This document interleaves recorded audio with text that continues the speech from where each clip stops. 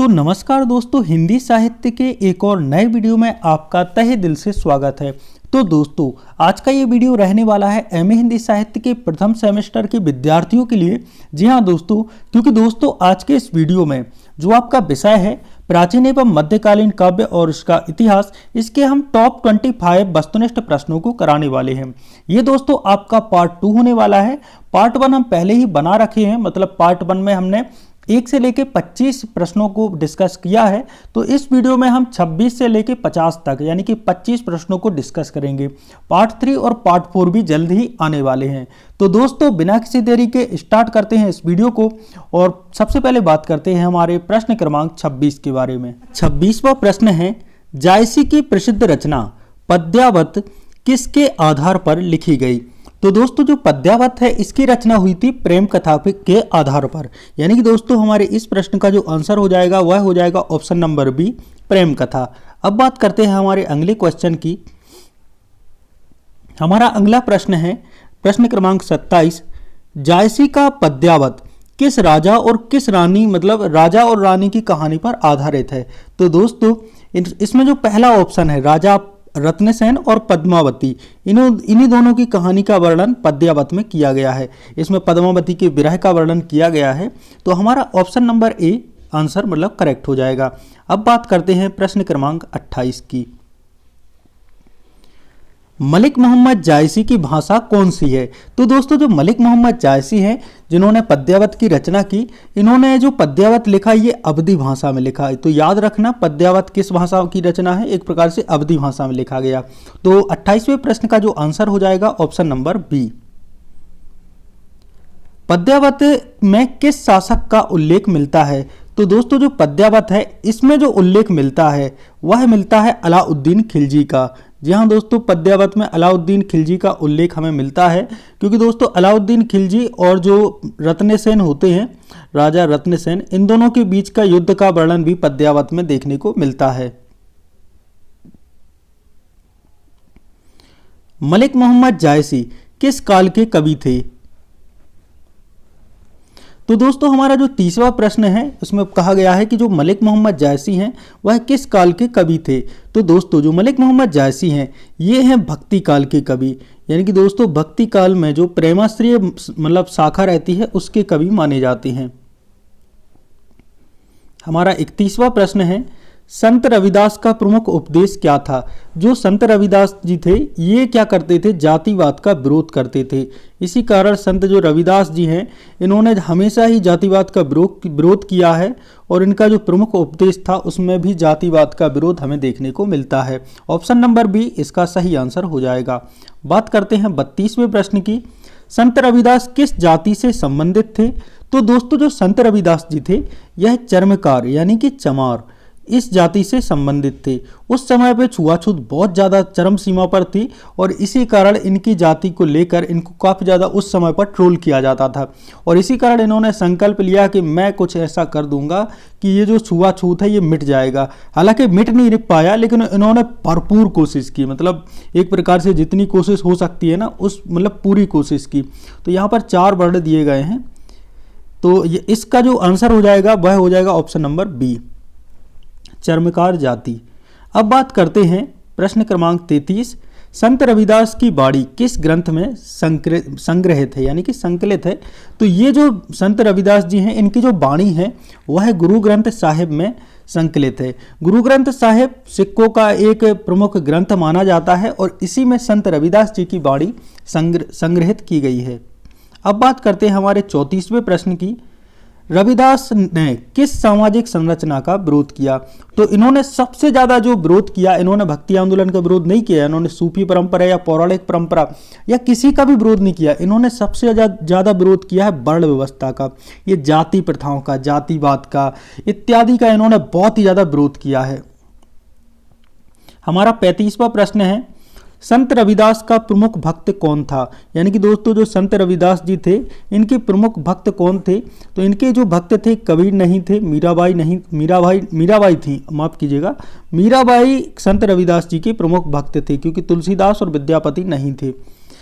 तो इसका जो आंसर है ऑप्शन नंबर बी करेक्ट हो जाएगा। बात करते हैं हमारे 36वें प्रश्न की, संत रविदास ने किस ईश्वर का ध्यान किया? तो इन्होंने जो निर्गुण भक्ति धारा के ये कवि हैं, इसी कारण इन्होंने निराकार ईश्वर का ध्यान किया। बात करते हैं 37वें प्रश्न की, नामदेव किस धर्म से संबंधित थे? जो नामदेव है, संत नामदेव, ये वैष्णव धर्म से संबंधित थे और ये भगवान विष्णु के उपासक हैं। अब बात करते हैं 38वें प्रश्न की, नामदेव का जन्म किस राज्य में हुआ था? तो दोस्तों जो नामदेव है, इनका जन्म हुआ था महाराष्ट्र में। ये बात आपको याद रखनी है, नामदेव जी का जन्म महाराष्ट्र राज्य में हुआ था। हमारा 39वां प्रश्न है, नामदेव किस परंपरा के कवि थे? नामदेव किस परंपरा के कवि थे? तो दोस्तों जो नामदेव हैं, ये जो कवि हैं, यह सगुण भक्ति धारा के कवि हैं, क्योंकि ये भगवान विष्णु के एक प्रकार से मूर्ति पूजा करते थे और इसी कारण ये सगुण भक्ति धारा के कवि हैं। तो दोस्तों हमारा 40वां प्रश्न है, नामदेव की रचनाएं किस ग्रंथ में संग्रहित हैं? तो दोस्तों इसका सही आंसर हो जाएगा option number B, Guru Granth Sahib. Guru Granth Sahib में नामदेव जी की रचनाएं संग्रहित हैं। तो ये बात भी आपको याद रखनी है, एक जो संत रविदास हैं, उनकी रचनाएं भी गुरु ग्रंथ साहिब में संकलित हैं। तो ये दोनों बातें ही आपको याद रखनी है। इसका सही आंसर हो जाएगा ऑप्शन नंबर बी। अब बात करते हैं हमारे प्रश्न क्रमांक 41 की, नामदेव की भक्ति किस देवता के प्रति थी? तो इनकी जो भक्ति थी वह भगवान विष्णु यानी कि विट्ठल देवता के प्रति थी। ऑप्शन नंबर सी इसका सही करेक्ट आंसर हो जाएगा। बात करते हैं 42वें प्रश्न की, नामदेव के प्रमुख साथी संत जो थे उनका नाम क्या था? तो नामदेव के जो साथी संत थे, याद रखना, वो थे गुरु नानक जी। ठीक है, तो इनके जो प्रमुख साथी संत थे वो थे Guru Nanak. Option number D सही आंसर हो जाएगा। बात करते हैं प्रश्न क्रमांक 43 की, संत काव्य परंपरा किस प्रकार की भक्ति करते हैं? संत काव्य परंपरा के जो कवि हैं वह किस प्रकार की भक्ति करते थे? तो ये जो करते थे निर्गुण भक्ति करते थे। ठीक है, तो ये बात आपको याद रखनी है, यानी कि ये ईश्वर का निराकार रूप का वर्णन करते हैं। अब बात करते हैं 44वें प्रश्न की, संत काव्य में मुख्यतः किसका विरोध होता है? तो संत काव्य जो परंपरा के कवि हैं उन्होंने जाति प्रथा का विरोध किया, धार्मिक पाखंड अंधविश्वासों का विरोध किया, कर्मकांड का विरोध किया, और यानी कि इन सभी का विरोध किया। तो इसका जो सही आंसर है ऑप्शन नंबर डी सही हो जाएगा, यानी कि उपरोक्त सभी। बात करते हैं 45वें प्रश्न की, संत काव्य में किस ईश्वर की उपासना की गई है? तो संत काव्य में पहले ही मैंने बता दिया है, निराकार ईश्वर की उपासना की गई है। इसका ऑप्शन नंबर बी करेक्ट हो जाएगा। बात करते हैं 46वें प्रश्न की, संत काव्य परंपरा का आरंभ, संत काव्य परंपरा का आरंभ किससे हुआ? तो संत काव्य परंपरा का आरंभ माना जाता है कबीरदास जी से। इसका ऑप्शन नंबर ए करेक्ट हो जाएगा। बात करते हैं 47वें प्रश्न की, संत काव्य परंपरा का मुख्य उद्देश्य क्या था? तो इसका जो मुख्य उद्देश्य था, समाज में सुधार करना, भक्ति का प्रचार करना, प्रेम और अध्यात्म का संदेश देना, यानी कि ये तीनों ही इनके संत काव्य परंपरा के उद्देश्य हैं, यानी कि इसका सही आंसर हो जाएगा उपरोक्त सभी। प्रश्न क्रमांक 48, सूफी काव्य परंपरा का मुख्य विषय क्या है? जो सूफी काव्य परंपरा है, यह इसका मतलब मुख्य विषय है प्रेम और ईश्वर भक्ति। याद रखना, सूफी काव्य परंपरा का जो मुख्य विषय है प्रेम और ईश्वरीय भक्ति, यानी कि इसका ऑप्शन नंबर ए करेक्ट हो जाएगा। बात करते हैं 49वें प्रश्न की, अमीर खुसरो सूफी काव्य परंपरा के किस संत के शिष्य थे? जो अमीर खुसरो थे, मैंने पिछली बार भी यानी कि जब टॉप मतलब पार्ट